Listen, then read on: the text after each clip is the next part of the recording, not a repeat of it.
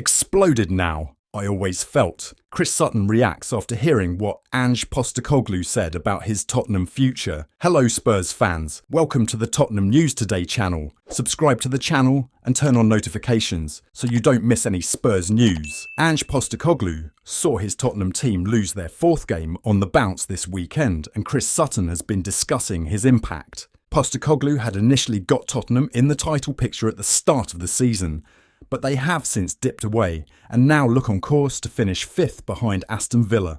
Recent interviews have seen Postecoglou come across as being a bit down about things, and he recently made a comment on whether or not he was the right man for the job. Speaking on the It's All Kicking Off podcast, Chris Sutton defended the Spurs manager for his recent comments.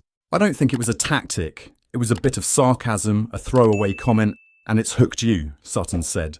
"I always felt there were going to be bumps in the road. I think that's natural. I think in many respects they overachieved at the start of the season under him. And then, as is the norm, everyone jumped on the bandwagon and got carried away, and they've had a poor spell of late. I think you have to judge him fairly over the course of the season. We know which brand of football he wants to play. He came in, and we've spoken about this, Tottenham played a negative style of football, and he's changed it.